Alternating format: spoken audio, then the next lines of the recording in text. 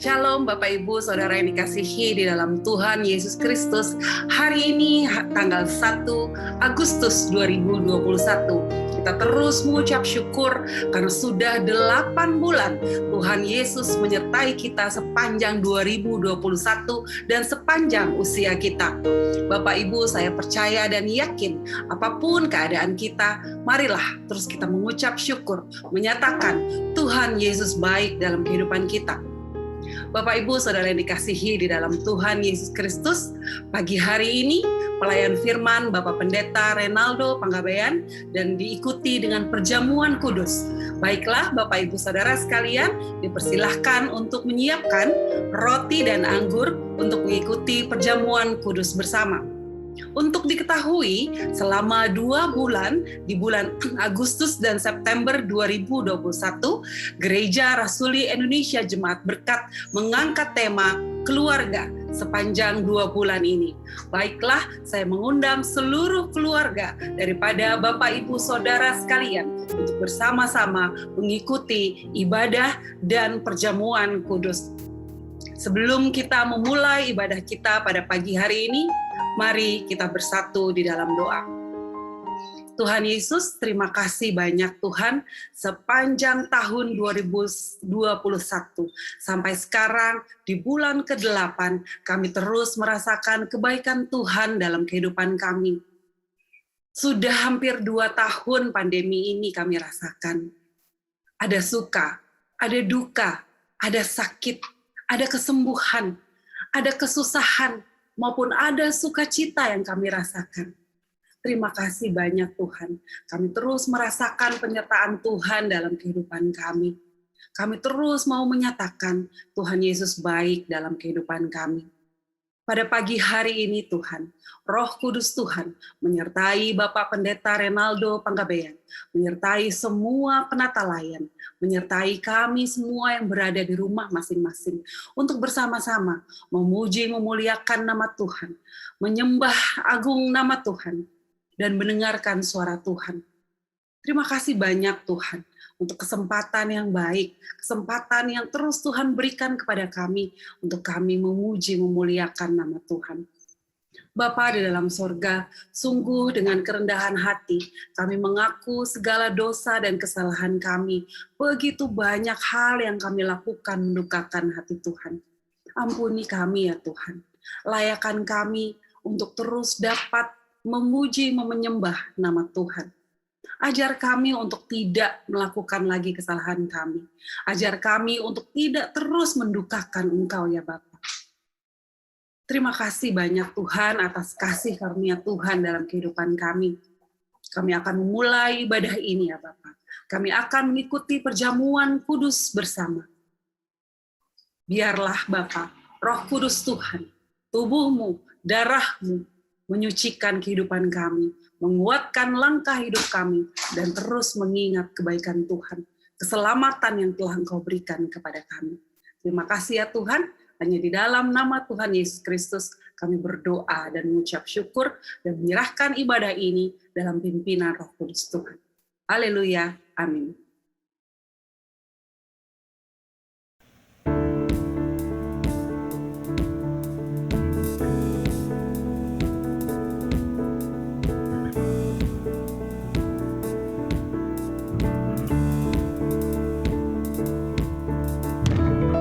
Mari jemaat Tuhan yang dikasihi, dari rumah masing-masing kita memuji Tuhan, kita muliakan namanya. Let's just worship and rejoice in His presence.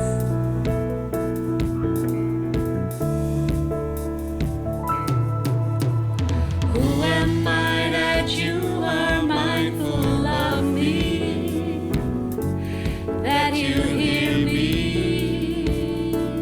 when I call? Is it true that you are thinking of me, how you love me? It's amazing. I am a friend of God. I am a friend of God. I am a friend of God. He calls me friend. I am a friend.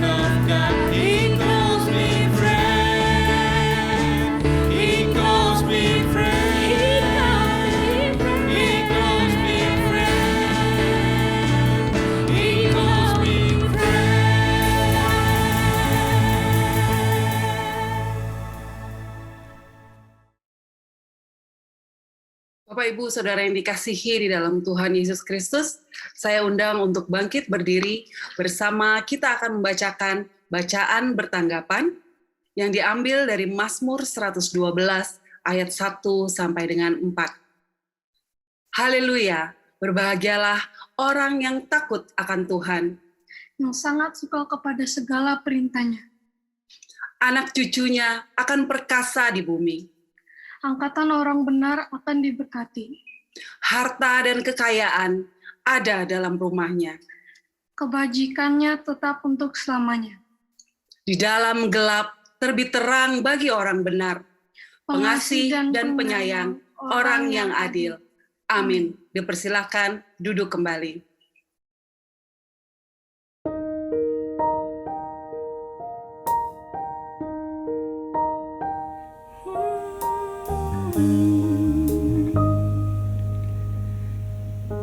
Allah kita adalah Allah yang sungguh besar dan dahsyat. Dia sungguh menyayangi kita. Allah kita bertahta di atas puji-pujian. Puji-pujian umatnya yang terus dikumandangkan. Mari kita puji namanya. Ya Tuhanku, aku hendak bernyanyi bagimu selama aku hidup. Ya Allahku, aku hendak bermazmur bagimu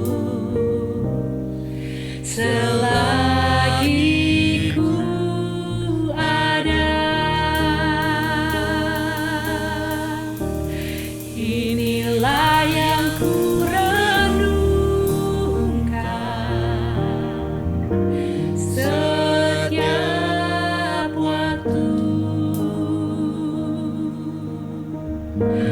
Nyanyian pujian dan pengagungan kepadamu.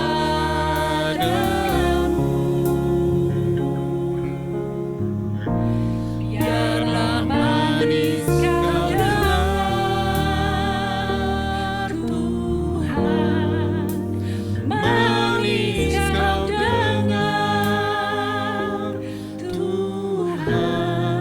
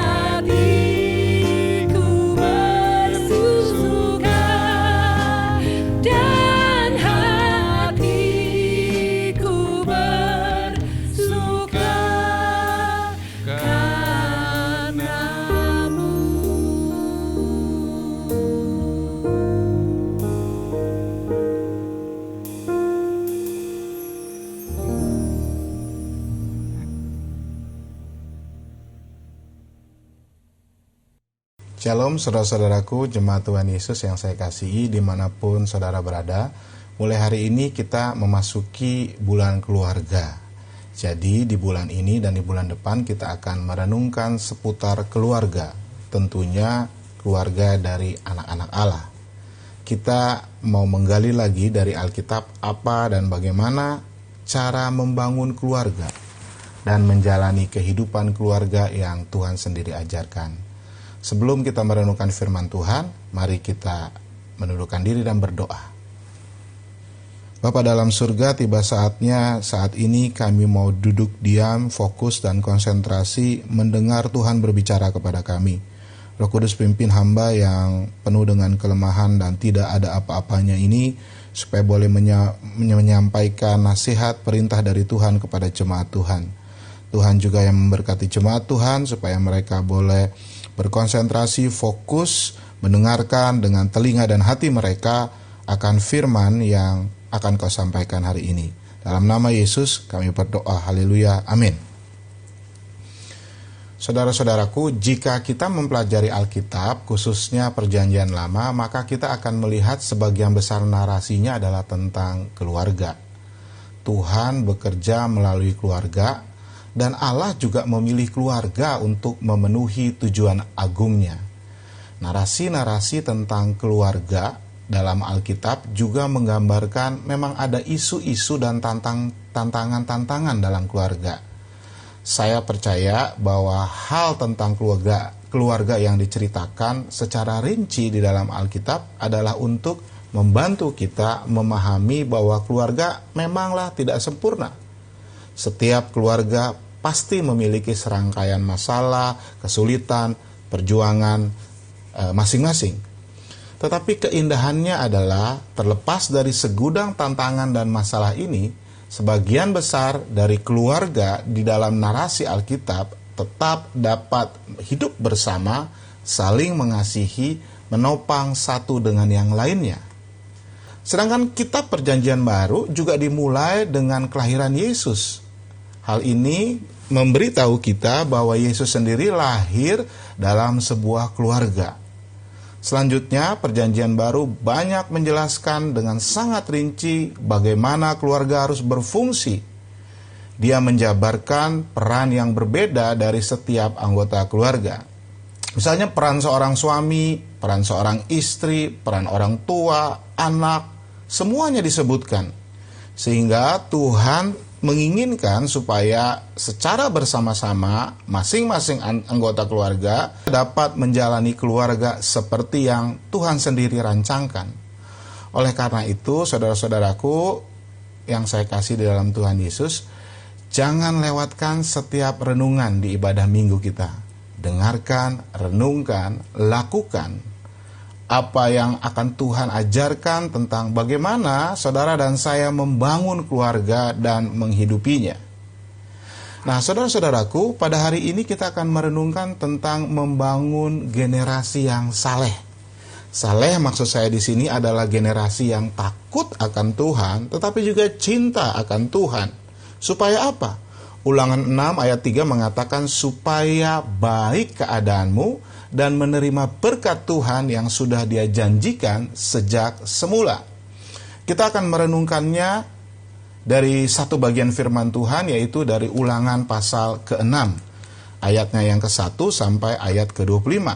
Saudara buka Alkitab saudara di rumah masing-masing, membacanya boleh bersuara, boleh dalam hati, dan saya akan membacakannya bagi saudara dan saudara memperhatikannya.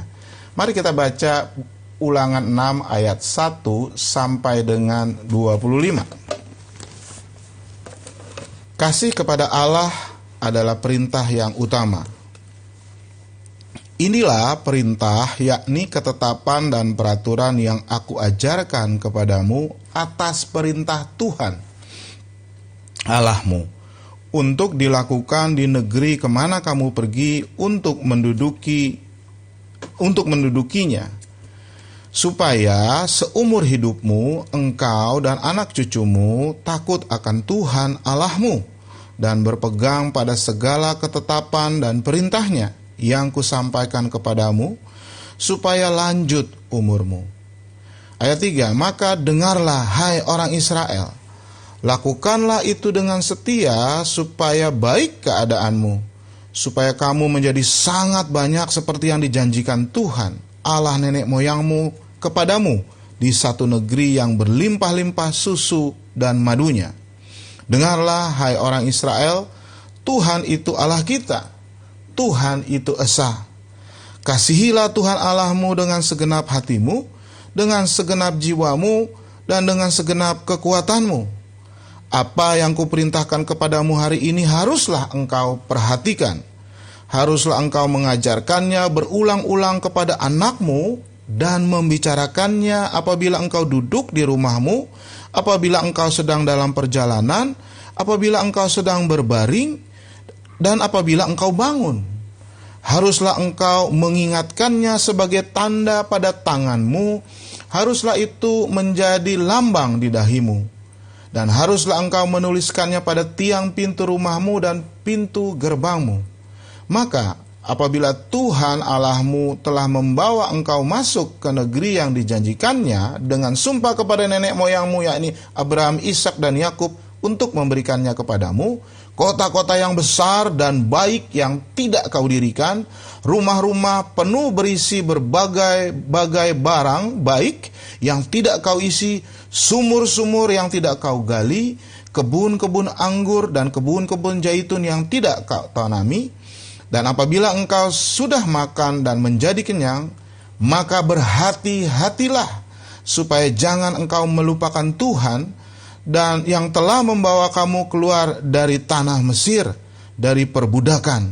Engkau harus takut akan Tuhan Allahmu, kepada Dia haruslah engkau beribadah demi namanya.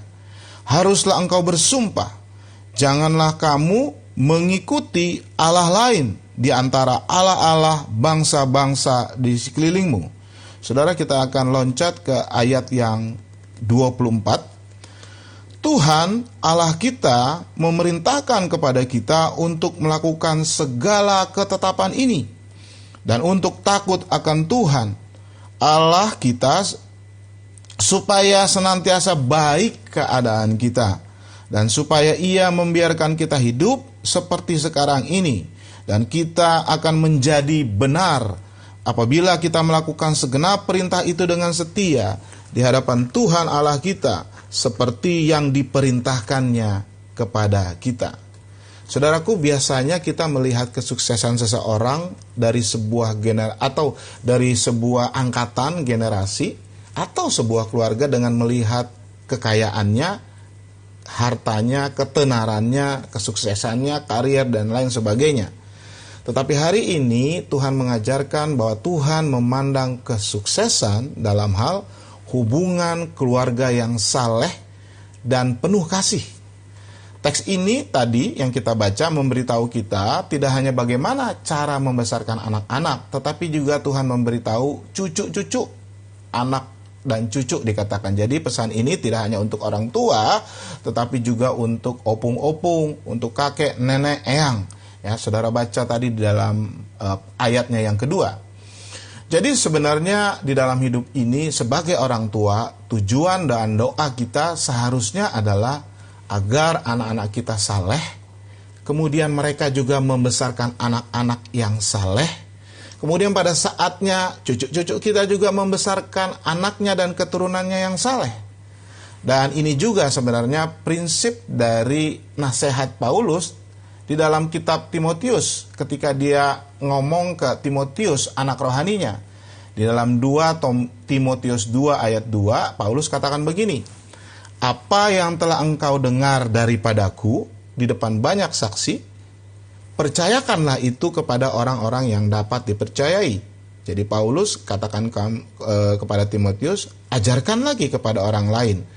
Tapi ayat selanjutnya dikatakan yang juga cakap mengajar orang lain, dan orang lain mengajar lagi orang lain. Saudara-saudaraku yang pernah ikut kelas pemuridan di gereja kita, pasti saudara hafal dengan ayat ini, 2 Timotius 2 ayat 2. Ya, ada 4 generasi di situasi Paulus menulis surat kepada Timotius ini. Ya, ada Rasul Paulus, ada Timotius, dan ada orang-orang yang dipercayai katanya, ada orang yang setia dan orang lain juga. Dan ini adalah proses pemuridan yang multi generasi, dan itu harus terjadi, termasuk di dalam keluarga. Jadi, bagaimana kita sebagai orang tua Kristen dapat membangkitkan generasi, angkatan-angkatan muda kita yang saleh? Kita dapat lihat dari ayat yang kita baca tadi.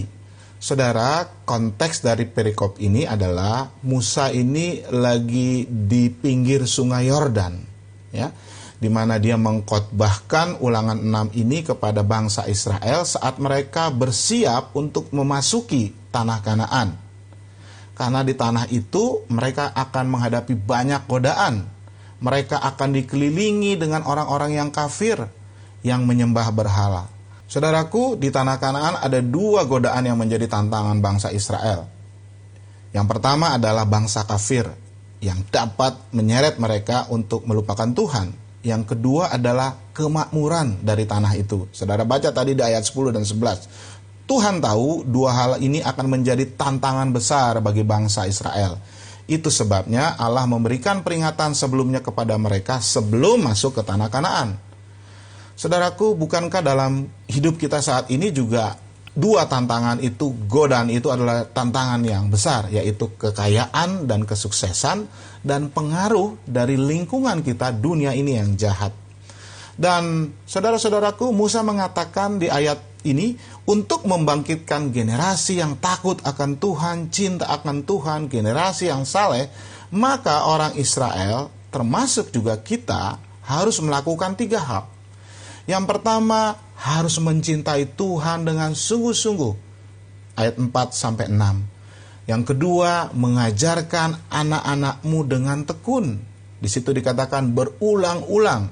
Ayat 7 sampai ayat 9. Kemudian yang ketiga, Musa katakan harus berhati-hati di dalam menjalani hidupmu. Itu adalah ayatnya yang ke-10 dan 19. Untuk apa? Supaya keadaanmu akan baik dan diberkati Tuhan. Mari saudara, secara singkat kita lihat satu persatu. Yang pertama, Musa nasihati kepada orang Israel, khususnya orang-orang dewasa, adalah untuk membangkitkan generasi yang saleh. Engkau harus mengasihi Tuhan dengan sungguh-sungguh.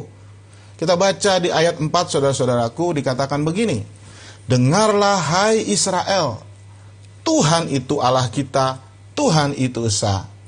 Ayat 5, kasihilah Tuhan Allahmu dengan segenap hatimu, dengan segenap jiwamu, dan dengan segenap kekuatanmu. Saudaraku, yang pertama, syarat yang paling penting untuk membesarkan generasi yang saleh adalah saudara sendiri, kita sebagai orang tua harus memiliki relasi pribadi yang intim dengan Tuhan. Saudara dan saya tidak dapat mewariskan kepada anak-anak yang tidak kita miliki. Betul, saudara? Jadi, kita sendiri harus mempunyai kasih kepada Tuhan. Dan kasihnya ini bukan kasih yang di permukaan saja. Allah katakan melalui Musa, kasihilah Tuhan dengan segenap jiwamu, dengan segenap hatimu, dan dengan segenap kekuatanmu. Saudara-saudaraku, Musa mengatakan untuk dapat mengasihi Allah, ada 2 hal yang dibutuhkan. Yang pertama adalah Anda harus mengenal Dia melalui firman-Nya. Jadi kita harus lebih dahulu mengenal Tuhan, siapa itu Allah. Dan dari mana kita mengenal? Dari firman-Nya. Ayat 4 disebut Shema Israel. Dengarlah Israel. Shema itu artinya dengar, saudara-saudaraku. Ada beberapa banyak kata dengar di dalam bahasa Ibrani. Tetapi khusus untuk Shema itu adalah dengar, artinya eksklusif adalah untuk mendengar Allah. Dan ini adalah prinsip utama di dalam agama Yahudi atau Yudaisme yang selalu dibacakan oleh mereka yang taat, ya, orang-orang Yahudi. Ajakan untuk mendengar mengandung makna bahwa apa yang kita dengar, kata-katanya Tuhan atau firman Tuhan sangat penting untuk didengar dan harus dipatuhi. Lalu apa yang kita dengar? Apa yang bangsa Israel dengar? Ayat 4 dikatakan, Tuhan adalah Allah kita. Tuhan adalah satu. Atau Yahweh dalam bahasa aslinya adalah Allah kita. Yahweh adalah satu. Saudaraku, ini juga dapat diterjemahkan Yahweh adalah Allah kita dan hanya Yahweh saja satu-satunya. Ini berarti bahwa Yahweh adalah Tuhan yang benar dan hidup. Hanya Dia yang menjadi objek penyembahan kita. Saudara-saudaraku, di dalam Yesaya 45 ayat 5, Tuhan sendiri menyatakan, Akulah Tuhan dan tidak ada yang lain. Selain Aku tidak ada Tuhan. Lalu siapakah Yahweh itu? Tuhan. Orang Israel menyebutnya Yahweh, tapi orang Israel tidak menyebut Yahweh sembarangan. Ya, di dalam obrolan sehari-hari, di tengah-tengah keluarga, ataupun dengan pergaulan, mereka tidak mau menyebut nama Yahweh. Tidak berani. Mereka hanya menyapa nama Yahweh itu di bait Allah. Yahweh adalah Allah yang esa, yang ada dalam 3 pribadi yang setara dan yang kekal. Dan ini tersirat di dalam banyak ayat di Perjanjian Lama. Dan di Perjanjian Baru secara eksplisit disebut Allah yang esa di dalam 3 pribadi. Dan ini yang dirumuskan di dalam pengakuan iman rasuli yang kita ucapkan setiap hari Minggu. Sebagai contoh di dalam Yesaya 48 ayat 16, Sang Mesias berkata, Dan sekarang Tuhan Allah mengutus aku dengan rohnya. Ada 3 pribadi di sana. Di dalam Kejadian 1 kita melihat Tuhan menciptakan langit dan bumi dengan roh Tuhan terlibat di dalam prosesnya. Tuhan menggunakan kata kita. Saudara baca di dalam Kejadian 1 ayat 26, Tuhan mengatakan, baiklah kita, jamak saudara, baiklah kita menjadikan manusia menurut gambar dan rupa kita. Demikian pula di dalam Kejadian 3 ayat 22, berfirmanlah Tuhan Allah, sesungguhnya manusia itu telah menjadi seperti salah satu dari kita. Dan dalam Perjanjian Baru, saudara-saudara, dengan jelas dinyatakan bahwa Yesus adalah Allah. Yesus adalah Allah yang secara aktif terlibat dalam penciptaan dunia ini, penciptaan segala sesuatu. Yohanes 1 ayat 1 sampai 3. Dalam Wahyu 1 ayat 8, Tuhan Allah berkata, Akulah Alfa dan Omega, yang ada dan yang dulu dan yang akan datang, yang maha kuasa. Kemudian Wahyu 22 ayat 13, Tuhan Yesus berkata, Aku adalah Alfa dan Omega, yang pertama dan yang terkemudian, yang awal dan yang akhir. Jadi Yesus itu adalah Allah. Allah yang esa di dalam 3 pribadi, yaitu Allah Bapa, Allah Anak, dan Allah Roh Kudus. Amin, saudara. Saudara, memang satu-satunya cara kita dapat mengenal Allah, Allah Tritunggal, adalah melalui wahyunya kepada kita, yaitu melalui firman-Nya, melalui Alkitab. Tuhan tidak pernah berubah, dan Dia tidak berubah di dalam karakternya, atributnya, sifat-sifatnya, dan kesempurnaannya di dalam semua caranya. Kita belajar tentang Allah bukan melalui filsafat, melalui pengalaman mistik atau mimpi-mimpi dari pendeta atau hamba Tuhan atau seseorang rohani lainnya, bukan dari perasaan subjektif kita, tetapi hanya melalui firman-Nya yang tertulis, Alkitab. Dan saudaraku, itu yang ditekankan Musa.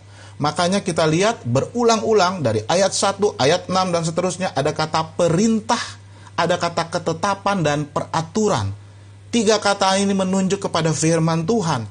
Kita hanya mengenal Allah melalui firman-Nya. Dari ayat 5 yang kita baca tadi, kita tidak hanya mengenal Tuhan yang maha kuasa ini, tetapi kita diminta untuk mengasihinya. Saudaraku, Yesus juga mengajarkan ini. Ya, Yesus mengajarkan, kasihilah Tuhan Allahmu, persis seperti yang diajarkan oleh Musa. Dan Yesus mengatakan ini adalah perintah yang pertama dan yang utama. Jadi saudara-saudaraku, kita harus mengenal Allah melalui firman-Nya. Lalu kita harus mengasihi Allah dengan segenap hati, dengan segenap jiwa, akal budi juga. Tuhan Yesus tambahkan dengan akal budi. Ya, jadi saudara-saudara, kita harus mengenal Allah. Tetapi tidak cukup hanya mengenal Allah, meskipun hal itu adalah hal yang penting, karena enggak saudara pengertiannya salah tentang Allah. Tetapi saudara juga harus mencintai Dia dengan seluruh keberadaan saudara. Ini berarti kita harus menjalin relasi pribadi yang intim dengan Allah melalui iman kita yang diselamatkan oleh Tuhan Yesus Kristus. Dan seperti layaknya saudara berelasi dengan siapapun, tentu saudara harus memelihara relasi itu. Saudara mau mengenal lebih dalam dengan orang yang saudara bina relasinya. Dengan cara apa? Tentunya dengan selalu mengenal. Dan kita selalu juga ingin memperdalam pengenalan kita akan Tuhan melalui waktu kita dengan Tuhan, relasi kita dengan Tuhan setiap hari dengan cara membaca dan mempelajari Alkitab, dan juga dengan terus berkomunikasi di dalam doa dan memohon supaya Tuhan membantu saudara dan saya untuk lebih baik mengenal Allah melalui firman-Nya. Ya. Jadi itu yang harus menjadi prioritas dalam hidup saudara. Hal yang pertama yang Musa katakan, ya, supaya kita dapat mendidik anak-anak kita saleh, kita harus mencintai Tuhan secara pribadi dan kita harus mengenal Tuhan. Ya, dengan demikian kita bisa membangun generasi muda yang saleh. Saudara-saudaraku, yang kedua, untuk mencintai Tuhan dengan sungguh-sungguh, Musa mengatakan kita harus berjalan bersama-sama dengan Tuhan sepenuh hati. Musa berkata di dalam ayat yang kelima dan keenam, dia katakan, kasihilah Tuhan Allahmu dengan segenap hatimu, dengan segenap jiwamu, dan dengan segenap kekuatanmu. Apa yang kuperintahkan kepadamu hari ini, haruslah engkau perhatikan. Saudara perhatikan, gagasan tentang hati, jiwa, dan kekuatan itu menggambarkan sebuah kesungguhan, all out. Bahkan Yesus di dalam Matius 22 menambahkan dengan akal budimu. Artinya adalah kasih kita kepada Tuhan secara total. Seluruh keberadaan kita harus dipenuhi dan harus tunduk pada keinginan yang besar untuk mencintai Tuhan. Jadi hubungan pribadi yang dari hati dengan Tuhan adalah sangat penting. Saudaraku, dalam perjanjian baru, Yesus mengutuk orang Farisi. Karena sekalipun mereka itu orang-orang yang beragama, religius, dan memuliakan Allah dengan bibir mereka, tetapi hati mereka itu jauh dari Tuhan. Di dalam Markus 7 ayat 6-8. Mereka memelihara ritual keagamaan mereka, tetapi mereka tidak memiliki hubungan kasih yang dari hati dengan Tuhan. Saudaraku, jika kita tidak berhati-hati, kita akan mudah jatuh ke dalam kesalahan dan dosa yang sama. Kita menjadi seorang Kristen secara lahiriah, kita melakukan semua pelayanan dan tingkah laku agama, namun sesungguhnya kita tidak mencintai Tuhan dengan hati kita. Mengasihi Tuhan bukan hanya soal perasaan, feeling. Saudara nangis-nangis, saudara jungkir balik di dalam ibadah. Walaupun cinta Tuhan itu penting pakai perasaan. Tetapi kasih Tuhan yang tulus dan murni, maksud saya kasih kepada Tuhan yang tulus dan murni, harus menghasilkan ketaatan kepada firman-Nya. Dan itu yang dikatakan Yesus di dalam Yohanes 14 ayat 21. Tuhan Yesus katakan gini, barang siapa yang memegang perintahku dan melakukannya, dialah yang mengasihi aku. Dan barang siapa mengasihi aku, ia akan dikasihi oleh Bapakku, dan aku pun akan mengasihi dia, dan akan menyatakan diriku kepadanya. Jadi saudara-saudara, kekristenan yang sejati akan terus bertumbuh dan bertumbuh dalam pengenalan akan Allah melalui firman-Nya, dan juga semakin mentaatinya. Dan ketaatan itu dimulai dari hati dan pikiran. Dan semua ini kita lakukan hanya dimotivasi oleh karena kasih Tuhan yang begitu besar. Yaitu apa yang sudah Dia lakukan buat saudara dan saya secara pribadi di kayu salib. Saudara-saudaraku, seringkali kalau kita berbicara tentang ketaatan kepada perintah-perintah Tuhan, ada beberapa kelompok, bahkan ada kelompok teman saya, sesama orang Kristen yang mengatakan dan menuduh bahwa saya ini orang yang legalistik. Kita yang taat ini dibilang kamu tuh legalisme. Loh, ketika saya tanya, kenapa saudara kamu bilang saya legalisme? Karena kamu mengajarkan harus taat. Saudaraku, jika khotbah tentang ketaatan adalah sebuah legalisme, maka Yesus dan khotbahnya dan seluruh perjanjian baru juga legalistik. Ya.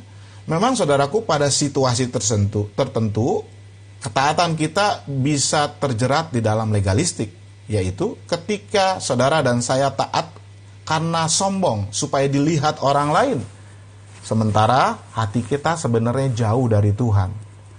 Dan itu yang dilakukan oleh beberapa orang Yahudi. Ya.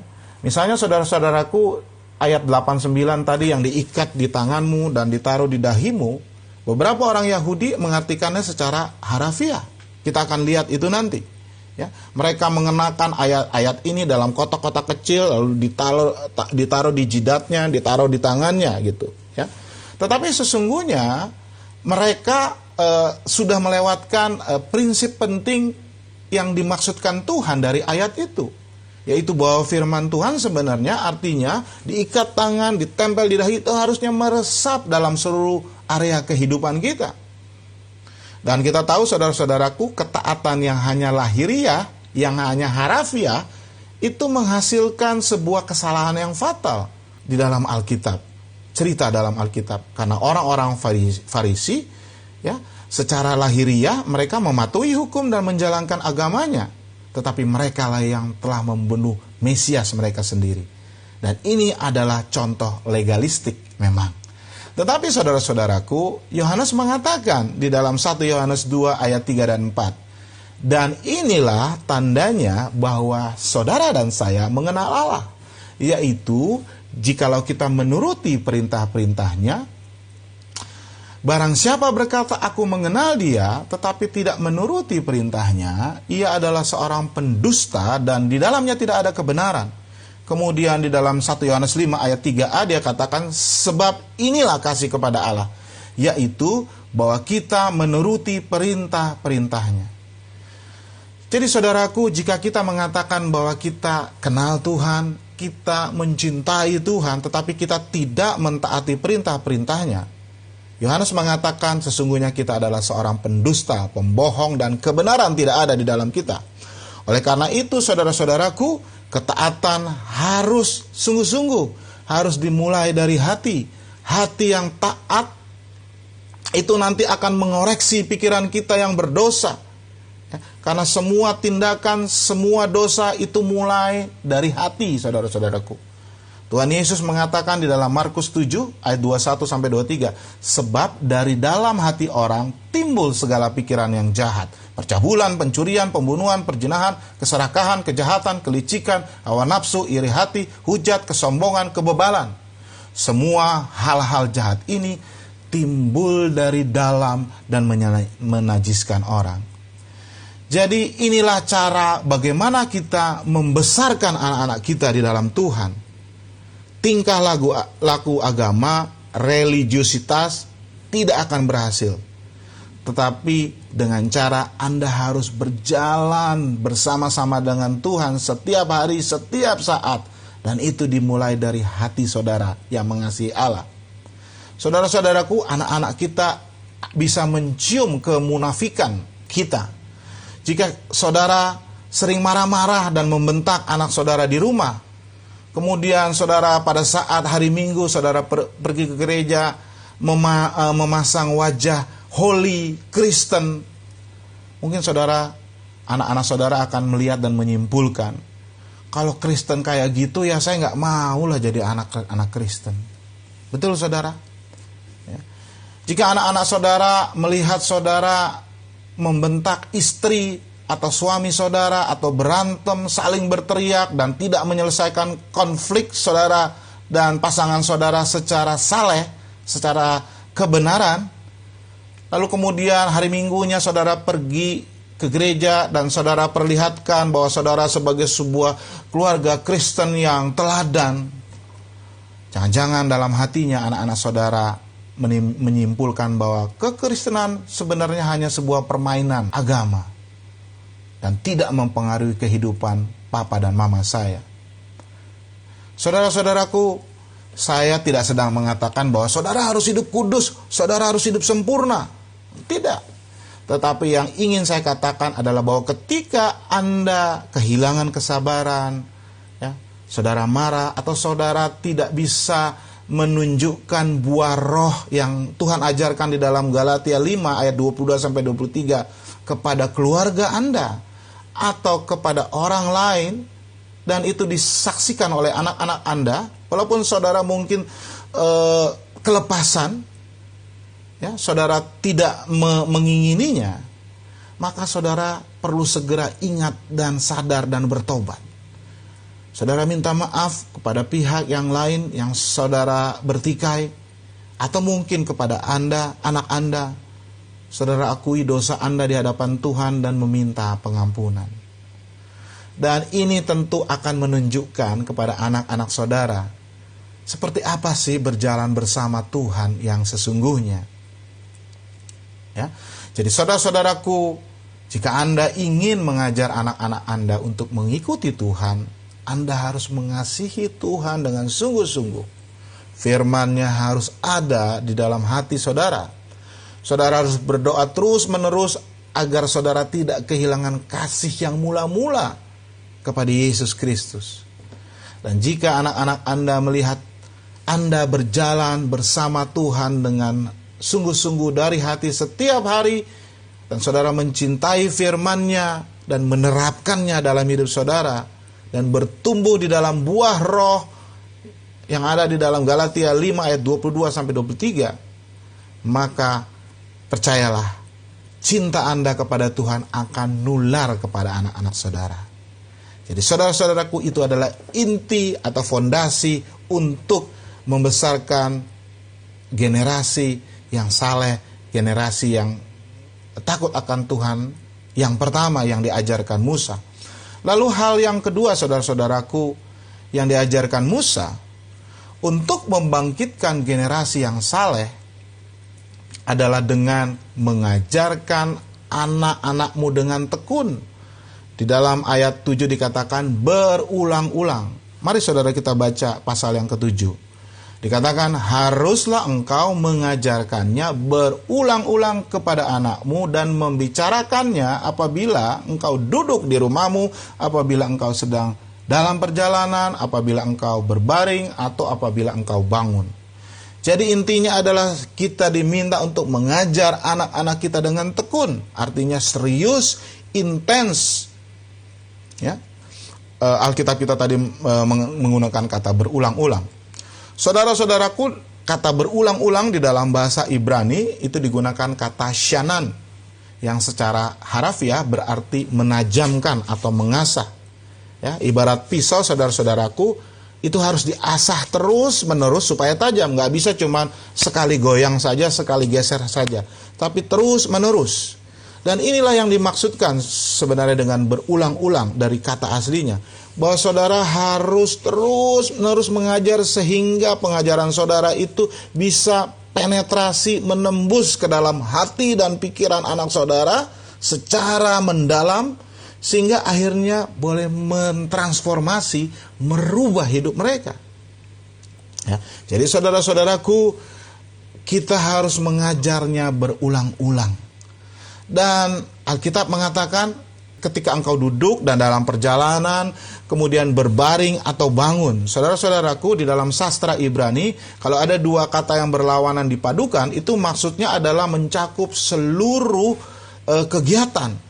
Ya, jadi kita mengajarkan anak-anak bukan pada saat kita menasehatinya, tetapi kita juga mengajarkan anak-anak melalui kehidupan sehari-hari dengan obrolan.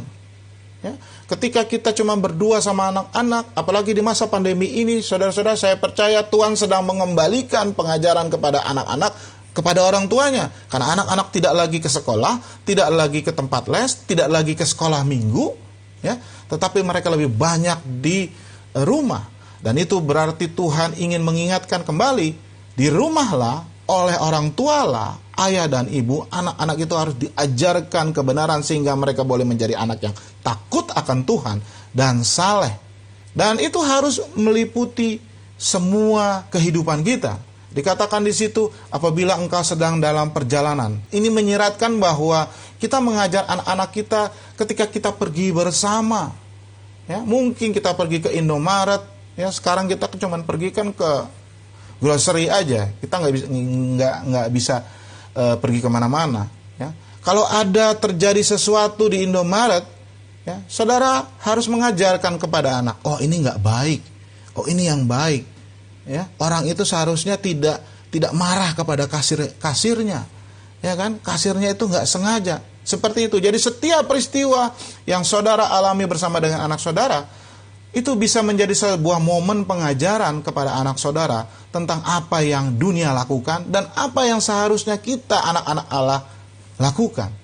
Lalu berikutnya dikatakan apabila engkau sedang berbaring, dan ini bisa dimaknai sebagai menunjukkan waktu tidur, sebagai sebuah kesempatan besar untuk berbicara kepada anak-anak saudara, ya, ketika akan tidur. Ya, mungkin kita membiarkan mereka bercerita tentang kekhawatiran mereka, ya, kegalauan mereka. Anak-anak sekarang kan mudah galau, atau mereka punya kesulitan apa, dan kita memberikan nasihat dan juga mendoakan mereka sebelum tidur. Begitu juga dengan apabila engkau bangun. Ini menyiratkan bahwa pada pagi-pagi adalah kesempatan yang lain untuk kita mengajarkan kepada anak-anak. Ajari mereka untuk memulai hari bersama-sama dengan Tuhan. Amin, saudara. Ya. Jadi sekali lagi, Anda adalah teladan. Dan melalui teladanmu, engkau mengajarkan banyak hal. Jika anak-anak saudara pemarah, pagi-pagi hari suka marah, tunjukkan, teladani, beritahu kepada mereka bagaimana mereka seharusnya memulai hari mereka, yaitu dengan hati yang ceria dan fokus kepada berkat Tuhan yang diberikan. Saudara-saudaraku, di ayat 8 dan 9 tadi Musa katakan begini, haruslah engkau mengikatkannya pada tanganmu, dan harus itu menjadi lambang di dahimu, dan harus engkau menuliskannya pada tiang pintu rumahmu dan juga pada pintu gerbangmu. Saudara-saudaraku, saya sudah katakan tadi pada ayat 8 dan 9, orang Yahudi itu mengartikannya secara harafiah. Mereka menulis ayat-ayat tertentu dari kitab suci dalam sebuah tali, ya, kemudian mengikatkannya pada tangan. Ini adalah contoh gambarnya, saudara-saudara. Dan juga mereka memasukkannya dalam kotak kecil, lalu diikatkannya di dahi mereka. Benda tersebut disebut tefilin, dan hingga saat ini orang Yahudi masih melakukannya. Tetapi mereka juga menempel apa yang namanya mezuzah, yaitu sebuah kotak kecil yang berisi ayat Alkitab. Ya, saudara bisa lihat di gambar. Ya, saya dulu berkesempatan bersama dengan almarhum Bang Andi ke Israel, dan saya sempat membeli mezuzah. Mezuzah ini adalah sebuah tabung kecil, ya, tabung kecil yang di dalamnya ada gulungan kitab, perkamen, ya, namanya perkamen atau gulungan kitab, dan itu isinya adalah biasanya ulangan 6 ayat 4 sampai 9 atau ulangan 11 ayat 21 sampai 23, ya. Ini yang ditempel di setiap tiang pintu orang Israel, ya. Jadi mereka mengartikannya secara harafiah. Tetapi kita, saudara-saudaraku, melihat ayat ini sebagai sebuah metafora yang mau mengatakan bahwa ada sebuah prinsip hidup yang penting dari Allah, yaitu menjadikan perintah-perintah Tuhan, ketetapan-ketetapan Tuhan, firman Tuhan sebagai pusat dalam hidup saudara dan saya. Sehingga kita memikirkan sepanjang waktu, mengikatkannya pada tangan, ya, sebagai tanda pada tangan. Itu artinya apapun yang kau lakukan, yang tindakan saudara, semua harus didasari kepada kasih kepada Allah dan pengenalan akan Allah melalui firman-Nya. Demikian pun juga lambang di dahi, artinya semua yang engkau pikirkan, ya, itu semua harus berdasarkan perintah Allah, firman Allah. Menuliskannya pada tiang pintu rumahmu, itu artinya adalah seluruh kehidupan keluargamu itu harus berdasarkan firman Tuhan dan kasih-Mu kepada Allah. Artinya rumah itu harus merupakan menjadi satu tempat untuk mengajarkan kebenaran Tuhan kepada keluarga. Kemudian dikatakan juga adalah menuliskannya pada pintu gerbang. Saudaraku, artinya begini, pintu gerbang itu bukan pintu gerbang rumah, karena di Israel zaman kuno pada saat itu rumah nggak punya pagar. Yang namanya pintu gerbang itu hanya ada pintu gerbang kota, ya. Jadi di gerbang kota itu terjadi segala macam transaksi, ya. Ada orang mencari orang, ya carinya di pintu gerbang. Bisnis, pertemuan, meeting, mencari orang dan lain sebagainya itu ada di pintu gerbang kota. Dan kita ingat saudara-saudara dalam kitab Rut, ketika Boas mencari orang yang pertama yang paling berhak untuk menebus Naomi, dia nyarinya di gerbang kota. Ya, saudara ingat di dalam kitab Rut, ya. Jadi pintu gerbang kota di sini melambangkan seluruh aktivitas keseharian kita. Dia juga menunjukkan kehidupan kita dalam hal bisnis, bernegara, bekerja sebagai profesional, dan kegiatan sosial lainnya. Dan itu semua harus digunakan, harus berdasarkan firman Tuhan, bahkan digunakan sebagai kesempatan untuk berbicara tentang Tuhan. Jadi itu maksudnya menuliskannya pada pintu gerbangmu. Ya, artinya semua kehidupan kita, pekerjaan, maupun pekerjaan, pergaulan, secara kewargaan, negaraan, itu harus berdasarkan firman Tuhan. Jadi saudara-saudara, yang kita bisa simpulkan dari ayat 8 dan 9 adalah kita harus mengajarkan anak-anak kita tentang kesalehan, ya, ketaatan kepada Allah di dalam semua aspek kehidupan kita. Ya. Lalu di ayat 20 sampai 25 juga Tuhan menyatakan bahwa kalau anakmu bertanya, ya saudara harus jawab. Ya. Coba kita baca lagi. Apabila di kemudian hari anakmu bertanya kepadamu, apakah peringatan dan ketetapan peraturan itu? Anakmu bertanya tentang firman Tuhan, maka haruslah engkau menjawab anakmu itu. Saudara-saudaraku, ketika anak Anda bertanya tentang hal-hal rohani, tentang firman Tuhan, saudara jangan bilang, udah tanya saja sama kakak sekolah minggu, tanya saja sama guru agama, atau tanya saja sama mama, ataupun papamu. Tidak. Pada ayat ini Tuhan menekankan, hai ayah dan ibu, mama dan papa, kalau anaknya itu bertanya, jelaskan. Itu sebabnya saudara-saudaraku, sebagai orang tua, sebagai pribadi, saudara juga harus mempelajari terus firman Tuhan. Amin, saudara. Jadi kita mengajarkan kepada anak-anak kita, tetapi kita juga siap untuk menjawab pertanyaan dari anak-anak kita. Saudaraku, di ayat 24 Tuhan mengatakan, Tuhan Allah kita memerintahkan kepada kita untuk melakukan segala ketetapan itu dan untuk takut akan Tuhan Allah kita, supaya senantiasa baik keadaan kita dan supaya Ia membiarkan kita hidup seperti sekarang ini. Artinya, kita harus menjelaskan kepada anak-anak kita bahwa firman Tuhan, perintah Tuhan adalah untuk kebaikan kita. Tuhan memberikan banyak perintah yang negatif, artinya larangan-larangan. Tetapi bukan karena dia adalah seorang eksekutor dari surga yang mau menghukum anaknya. Tetapi sesungguhnya Tuhan itu peduli pada kita dan dia ingin memberkati kita. Ketaatan adalah cara untuk kita mengalami berkat Tuhan.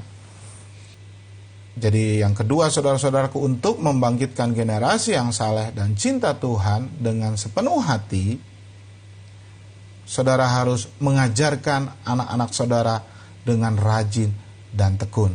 Dan yang ketiga, saudaraku, yang terakhir, Tuhan katakan sebagai orang tua, sebagai pribadi harus berhati-hati dalam menjalani hidupmu.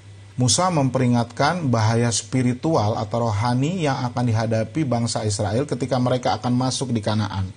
Ada dua, saudara-saudara, bahaya. Yang pertama adalah bangsa-bangsa kafir yang sudah tinggal di Kanaan, yang menyembah berhala. Di ayat 14, saudara baca. Yang kedua adalah kesuburan dan kemakmuran di tanah Kanaan. Dan bukankah ini juga menjadi dua tantangan besar dalam hidup kita? Pengaruh dunia ini yang jahat dan juga dengan kesuksesan dan kekayaan. Dan dua hal ini yang paling banyak membuat anak-anak Tuhan menjadi jatuh imannya dan rohaninya, bahkan meninggalkan Tuhan. Saudaraku, ayat-ayat ini mengungkapkan bahwa ada dua cara kita dapat melindungi kita dari bahaya-bahaya tersebut. Dikatakan yang pertama adalah awasi dirimu. Ya. Ayat 12 mengatakan, maka berhati-hatilah saudara supaya jangan engkau melupakan Tuhan. Ketika kita lagi baik-baik saja, biasanya pola tingkah laku kita begini. Pertama, kita jadi puas dengan kenyamanan hidup, seperti yang di ayat 11. Kemudian kita mulai melupakan Tuhan, seperti bangsa Israel di ayat 12. Dan akhirnya kita mengikuti dewa-dewa orang yang mengelilingi kita di ayat 16. Nah, seringkali lebih mudah mempercayai Tuhan pada saat-saat yang sulit. Jika kita umat Kristen menghadapi ancaman, ditangkap karena berkumpul beribadah sebagai gereja, pasti kita semua akan menyala-nyala rohnya dan aktif percaya kepada Tuhan. Tetapi karena kita sekarang juga sudah bebas beribadah, kita merasa nggak perlu lagi beriman kepada Tuhan. Ketika Anda berjuang untuk memenuhi kehidupan Anda dan keluarga, saudara dan saya pasti banyak berdoa. Tetapi ketika saudara dan saya sudah memiliki segala yang kita butuhkan, kita cenderung tidak peduli. Take it for granted. Saudaraku, jika saudara tidak hati-hati, maka saudara bisa melupakan Tuhan, dan mungkin tanpa sadar dengan mudah saudara bisa menyembah dewa-dewa lain, berhala-berhala lain. Mungkin saudara langsung menjawab, nanti dulu, saya orang Kristen, saya tidak menyembah berhala. Rasul Yohanes mengatakan dalam Yohanes 5 ayat 21, dikatakan, anak-anakku, waspadalah terhadap segala berhala. Dan ini dia katakan kepada anak-anaknya, orang-orang Kristen. Jadi hati-hati, tetap ada berhala. Berhalanya apa? Bisa uang dan kekayaan. Sangat mudah kita hanyut dalam menyembah dewa kemakmuran dalam tanda kutip, daripada mengelola sumber daya yang kita miliki itu untuk memuliakan Tuhan dan kerajaannya. Kita seringkali terjebak itu. Ya, uang dan kekayaan itu bisa menjadi dewa, bisa jadi berhala. Yang kedua adalah diri sendiri. Ya. Saudara dan saya termasuk menyembah berhala diri sendiri ketika kita menggunakan dan memanfaatkan Tuhan untuk kepentingan kita sendiri, untuk memberkati kita. Jadi saudara-saudaraku, awasi dirimu agar tidak hanyut atas penyembahan terhadap diri sendiri. Saudara mementingkan diri sendiri. Yang ketiga bisa juga olahraga, saudara-saudaraku. Olahraga kadang-kadang mengalahkan segalanya dan menjauhkan kita dari Tuhan. Banyak sekali pelayanan ataupun penyembahan ibadah kepada Tuhan yang dinomorduakan karena saudara dan saya mengidolakan olahraga. Apalagi sekarang ada Piala Eropa, ada Olimpiade, ya saudara-saudaraku. Ataupun misalnya karena anak kita masuk dalam tim olahraga, akhirnya kita nggak ke gereja, saudara-saudaraku. Ya memang bisa tidak salah juga, namanya tim olahraga ya perlu pemain gitu ya. Tapi saudara harus ingat, saudara harus mengajarkan apa yang harus diprioritaskan di dalam hidup anak saudara, Tuhan atau yang lainnya. Ya. Jadi saudara-saudaraku, hati-hati. Ulangan 6 tadi ayat 13 mengatakan, sangat mudah kita melupakan Tuhan dan keselamatan besar yang sudah Dia berikan, dan kita menyembah berhala yang lain. Dan masih banyak lagi saudara, pekerjaan, hobi, ya, main kartu, games, dan lain sebagainya. Ketika kita menganggap semua ini lebih penting dari Tuhan, daripada pelayanan, daripada doa bersama dengan sesama jemaat, maka jangan-jangan saudara adalah seorang penyembah berhala. Hal kedua saudara-saudara yang Musa ajarkan bagaimana kita mengawasi diri kita adalah dengan terus-menerus fokus dan berusaha untuk menyenangkan Tuhan. Di dalam ayat yang ke-18 dikatakan, haruslah engkau melakukan apa yang benar dan baik di mata Tuhan supaya baik keadaanmu. Saudaraku, setiap aspek kehidupan, yaitu pikiran, sikap, perkataan, perbuatan, waktu, harta, harus dijalani dan dimanfaatkan, digunakan dengan sebuah pandangan, semuanya itu untuk menyenangkan Allah. Tujuan Anda adalah mengajarkan anak-anak Anda untuk menyenangkan Allah di dalam seluruh kehidupannya mereka. Karena pada akhirnya mereka sendirilah yang akan bertanggung jawab kepada Tuhan. Jika Anda hanya mengajari mereka untuk mematuhi saudara saja, maka apa yang terjadi ketika saudara sudah tidak ada? Jika saudara terus-menerus memeriksa diri sendiri, fokus untuk menyenangkan Tuhan dalam terang firman Tuhan, Anda tidak akan hidup sama seperti dunia ini, seperti Kanaan dalam tanda kutip.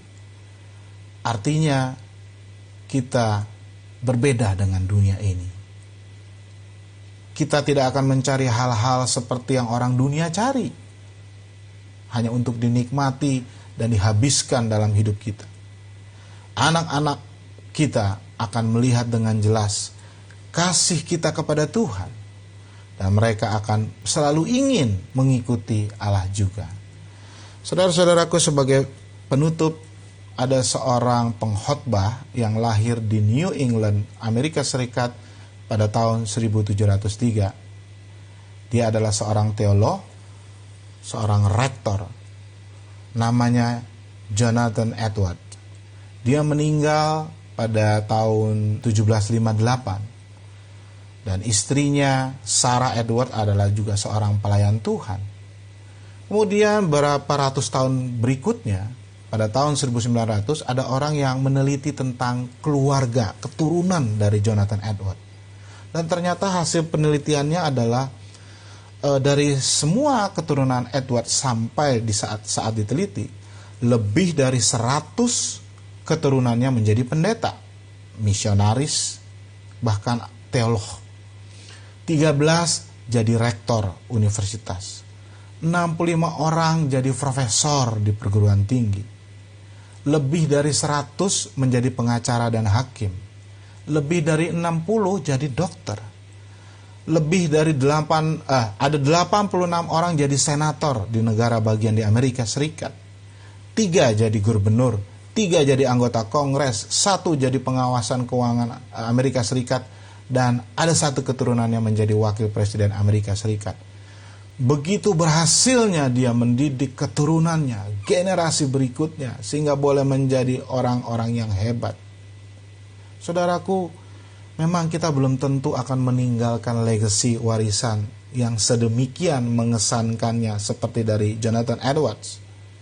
Tetapi kita dapat membuat dampak bagi Kristus di dunia ini jika kita membangkitkan generasi yang saleh, yaitu dengan cara kita mengasihi Tuhan dengan sungguh-sungguh, mengajarkan anak kita dengan tekun, dan hidup di dunia ini dengan hati-hati. Jika sejauh ini mungkin saudara lalai, ada kabar baik dari Tuhan hari ini. Tuhan mengizinkan saudara untuk putar haluan. Karena dia berkata di dalam Roma 10 ayat 12, karena Allah yang satu ini adalah Tuhan dari semua orang. Dia kaya bagi semua orang yang mau berseru kepadanya. Kembalilah kepada Tuhan, jalanilah perintah Tuhan. Amin. Mari kita berdoa. Bapa dalam surga, kami mengucap syukur kalau kami boleh berjumpa dengan Tuhan di dalam firman-Mu pagi hari ini. Terima kasih ya Tuhan, Engkau sudah mengajarkan kami semua, generasi yang dewasa, para orang tua, para opung, para kakek dan nenek, agar kami membangkitkan generasi penerus setelah kami yang cinta dan takut akan Tuhan, yang kelak juga akan menjadi garam dan terang bagi dunia ini, bagi negara kami. Dan Engkau sudah mengajarkan kami untuk melakukannya. Kami harus mempunyai relasi pribadi, mencintai Tuhan dengan sungguh-sungguh. Dan kami harus mengajarkan tentang ketetapan dan perintah-Mu, firman-Mu dengan tekun, dengan intens dan berulang-ulang kepada anak-anak kami. Dan kami juga harus menjadi teladan bagi anak-anak kami dengan berhati-hati di dalam menjalani hidup, dengan selalu mengawasi diri kami, dan juga dengan selalu fokus untuk menyenangkan hati Tuhan dalam segala apa yang kami lakukan dan melalui apa yang kami punyai. Maka keadaan kami akan baik, keadaan keluarga kami akan baik, bahkan keadaan bangsa ini akan baik dan diberkati Tuhan. Terima kasih Roh Kudus yang menolong hamba dan juga setiap jemaat di sini Tuhan, untuk segera melakukan firman Tuhan yang boleh kami terima pada hari ini. Bapa, saat ini kami juga mau menaikkan syafaat kami kepadamu, Allah yang Maha Kuasa, sumber dari segala berkat. Kami mohon belas kasihan dan kasih karunia-Mu bagi bangsa Indonesia dan pemerintahan kami, baik itu pemerintahan pusat maupun pemerintahan daerah di seluruh Indonesia yang dipimpin oleh Presiden Jokowi dan Wakil Presiden Bapak Ma'ruf Amin. Tuhan anugerahkan hikmat dan juga bijaksana bagi Presiden dan pemerintahan kami, supaya mereka boleh terus menerus memikirkan dan menghasilkan keputusan dan kebijakan yang tepat dan baik bagi kesejahteraan, keamanan, dan kesehatan bangsa kami, khususnya di masa-masa sulit di pandemi ini. Tidak mudah bagi mereka Tuhan untuk mengelola negara ini di situasi seperti ini, tetapi biarlah Tuhan yang mau menolong mereka. Berkati juga seluruh rakyat Indonesia ya Tuhan, yang saat ini mengalami sakit COVID, baik di rumah maupun di rumah sakit. Kiranya kuasa-Mu yang menyembuhkan mereka. Berkati juga para tenaga kerja, kesehatan dan dokter yang terus berjuang untuk melayani dan mengobati mereka yang sakit ya Bapak. Tuhan beri kekuatan. Bapak dalam surga, kami juga berdoa untuk sekelompok masyarakat yang ada di tengah-tengah kami, yang masih saja ingin membuat kekacauan di negara ini, dengan mengatakan virus tidak ada, dengan menentang pemerintahan kami, dan melawan kebijakan-kebijakan pemerintahan kami. Saat ini ya Bapa, kuasa apapun yang memenuhi mereka, kami mau ikat di dalam nama Tuhan Yesus. Dan biarlah damai sejahtera-Mu Engkau turunkan bagi negara kami. Tuhan, kami juga mohon pimpinan dan berkat Tuhan untuk gereja kami, GRI Berkat. Pimpin kami terus, jangan lepaskan kami ya Bapa, supaya keberadaan kami sebagai gereja-Mu boleh sungguh-sungguh membawa kemuliaan bagi nama Tuhan, dan boleh menolong setiap jemaat, bahkan setiap orang, untuk mengenal Tuhan lebih dalam, untuk merasakan berkat, damai sejahtera dan sukacita dari Tuhan. Berkati ya Tuhan, kiranya segala pergumulan yang sedang kami alami, kami membutuhkan dana untuk membiayai jalannya operasional gereja kami, biarlah Tuhan yang menyediakannya, Tuhan yang menggerakkan hati jemaat Tuhan untuk mau turut mendukung dalam hal dana ya Tuhan, mendukung operasional gereja kami. Kami juga mau berdoa untuk mereka yang sakit, kepada Ibu Dianita yang masih di dalam pemulihan karena jantungnya sakit, darah tingginya, dan bagian tubuhnya yang lain yang masih lemah. Tuhan, kami percaya Engkaulah Allah yang sanggup menyembuhkannya. Karuniakanlah pemulihan dan kesembuhan bagi Ibu Dian, dan juga Tuhan berikan damai sejahtera dan sukacita untuk tetap tinggal di dalam dirinya ya Bapa. Berkati juga seluruh anak-anaknya, keturunannya dan keluarganya yang saat ini juga masih dalam pemulihan. Kami juga berdoa untuk saudari Elis yang saat ini juga Engkau izinkan untuk isoman karena terkena virus COVID. Tuhan pulihkan dan kuatkan dia ya Tuhan, berkati tubuhnya supaya boleh kuat melawan virus COVID dan akhirnya boleh sembuh. Tuhan karuniakan juga damai sejahtera. Dan juga di antara jemaat kami yang kami tidak ketahui dan belum kami sebutkan juga dalam keadaan sakit, mungkin dalam keadaan sakit karena virus COVID-19 atau karena penyakit lainnya, kami percaya Tuhan menghafal mereka semua. Tuhan sudah menuliskan nama mereka di telapak tangan-Mu. Oleh karenanya kami mohon belas kasihan Tuhan yang memulihkan mereka. Terima kasih Bapa yang baik. Inilah doa dan permohonan kami. Tuhan dengarkanlah ya Bapa, dan biarlah kehendak Tuhan yang jadi dalam kehidupan kami. Bapa dalam surga, sebentar kami juga mau memenuhi undangan-Mu untuk masuk di dalam perjamuan Tuhan, perjamuan yang kudus. Tuhan berkati roti dan anggur yang sudah tersedia di depan kami, supaya sungguh ketika kami memakan dan meminumnya, kami boleh mengingat bahwa tubuh dan darah Kristus itu sudah Engkau korbankan untuk keselamatan kami, juga untuk kesejahteraan dan kesembuhan kami ya Bapa. Biarlah perjamuan kudus ini boleh semakin menguatkan kami untuk semakin ingin mengenal Tuhan dan semakin mencintai Tuhan. Terima kasih ya Bapa. Hadirlah Engkau di depan kami, di tengah-tengah keluarga kami. Jamulah kami ya Bapa. Bapa dalam surga, inilah doa kami yang kami naikkan hanya oleh karena satu nama, Yesus Kristus, Tuhan dan Juru Selamat kami yang hidup, yang juga sudah mengajarkan kepada kami sebuah doa yang indah, yang ingin kami naikkan juga kepadamu Bapa.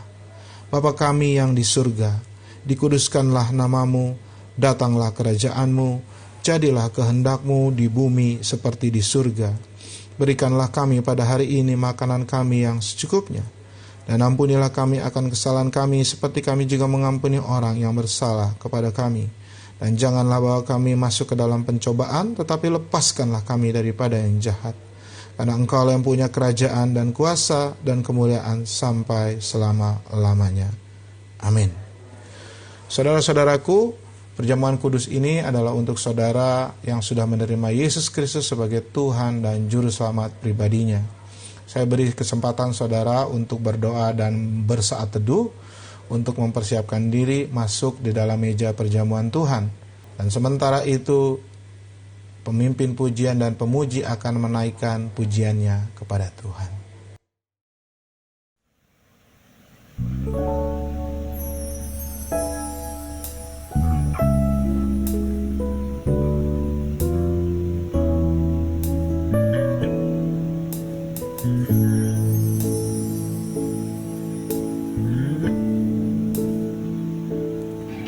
Kasih Allahku sungguh telah terbukti ketika Dia serahkan anaknya. Kasih Allah mau berkorban bagi kau dan aku. Tak ada kasih seperti kasih-Nya. Kasih Allahku sungguh telah terbukti ketika Dia serahkan anaknya. Kasih Allah mau berkorban bagi kau dan aku. Tak ada kasih seperti kasih-Nya. Bersyukur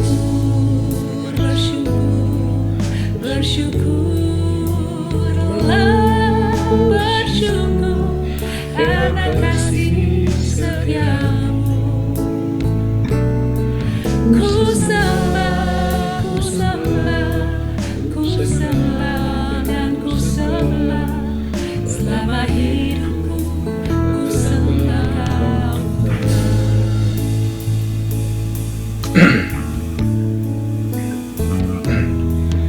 Kasih aku sungguh telah terbukti ketika Dia serahkan anaknya. Kasih Allah mau berkorban bagi kau dan aku. Tak ada kasih seperti kasih-Nya.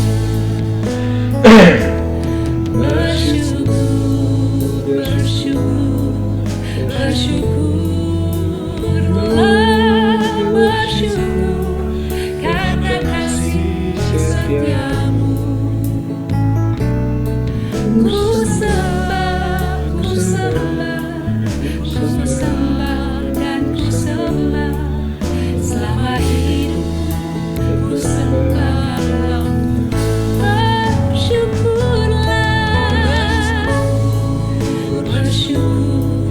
Bersyukurlah, bersyukur karena kasih setiamu.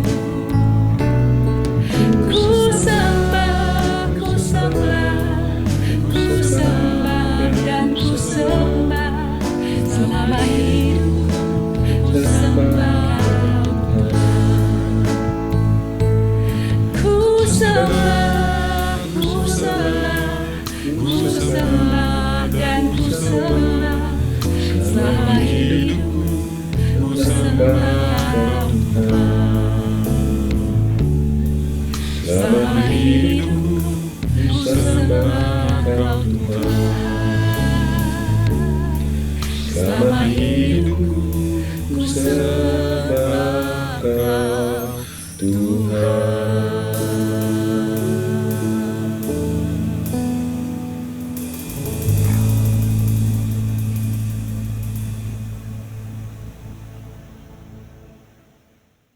Jemaat yang dikasihi oleh Tuhan Yesus Kristus, mari kita angkat hosti kita yang oleh firman Allah menjadi tubuh Kristus.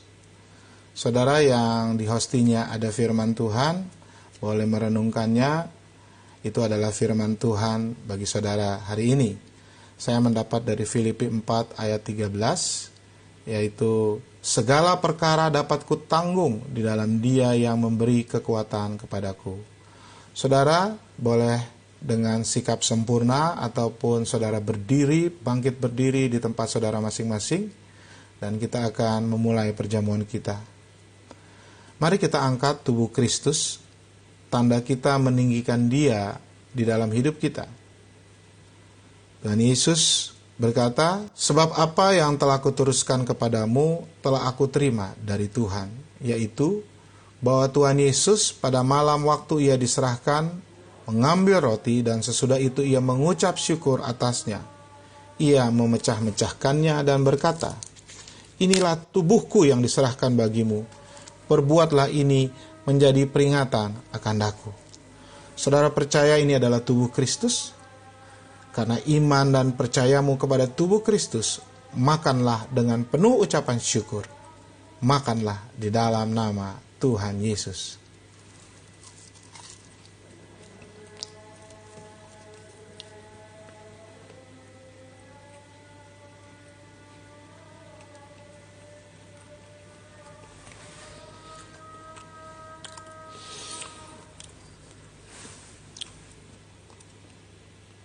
Mari kita angkat cawan anggur kita ke atas, tanda kita meninggikan darah Kristus. Saudaraku, saudara yang punya sakit penyakit, bergumul dengan penyakit, saudara bisa taruh tangan saudara di bagian tubuh saudara yang sakit, atau taruh di dada jika tidak terjangkau, atau jika saudara mau berdoa bagi saudara-saudara yang sakit. Demikian juga, Yesus mengambil cawan sesudah makan lalu berkata, cawan ini adalah perjanjian baru yang dimeteraikan oleh darahku. Perbuatlah ini setiap kali kamu meminumnya menjadi peringatan akan aku. Saudaraku, saudara percaya ini adalah darah Kristus? Percaya hari ini engkau akan menerima mujizat Tuhan? Karena iman dan percayamu kepada Yesus dan kuasa darahnya, maka minumlah dengan penuh ucapan syukur. Minumlah dengan mengingat bahwa darah Kristus telah tercurah di kayu salib untuk keselamatan saudara dan saya. Minumlah di dalam nama Tuhan Yesus.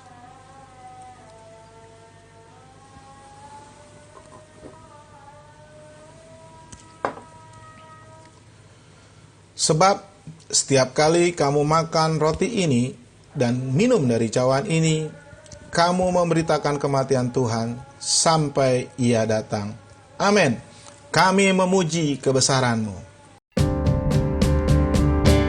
Kami memuji kebesaran-Mu.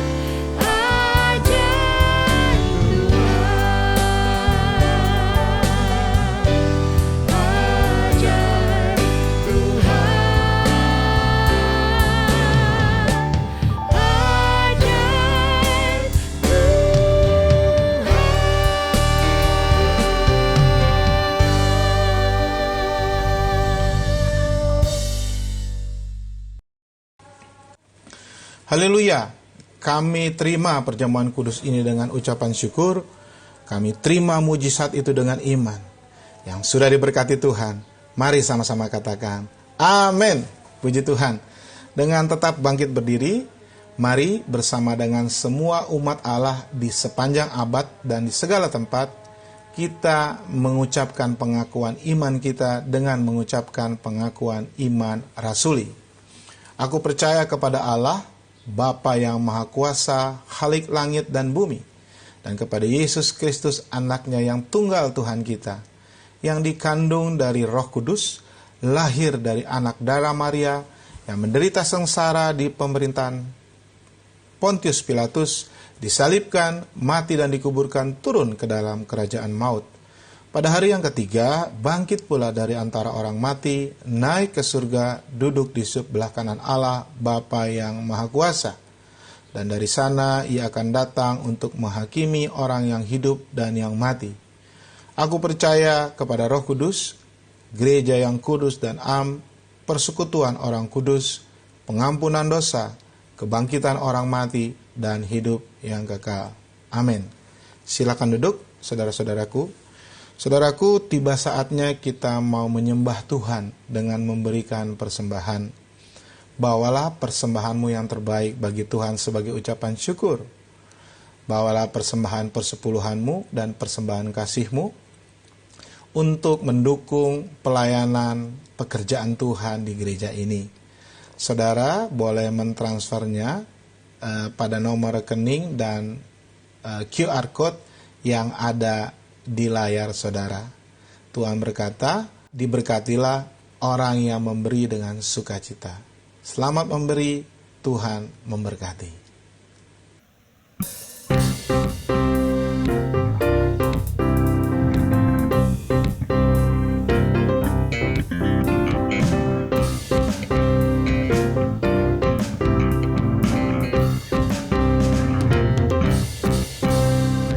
Masuk gerbangnya bersyukur dengan penuh pujian, bersuka di hadiratnya, nyanyi bersama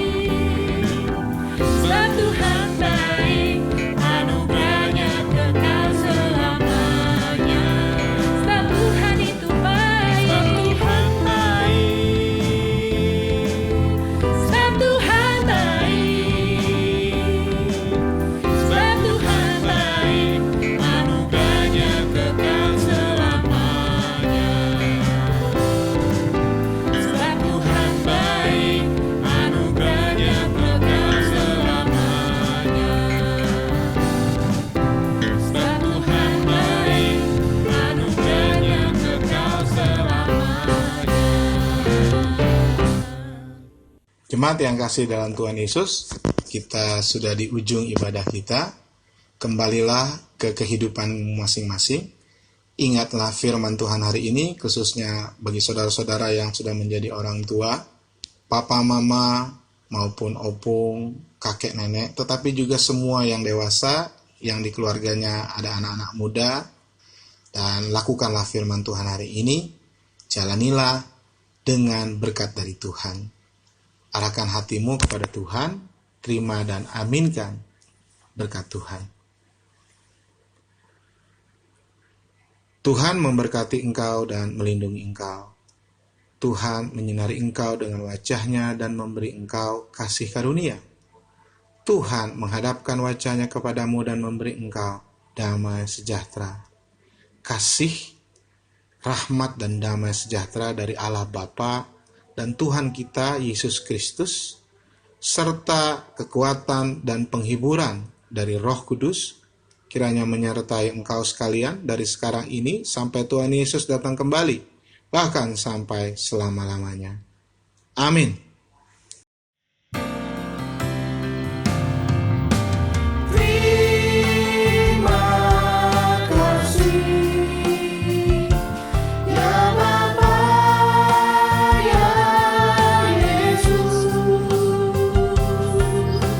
ya Roh Kudus, ku berterima kasih.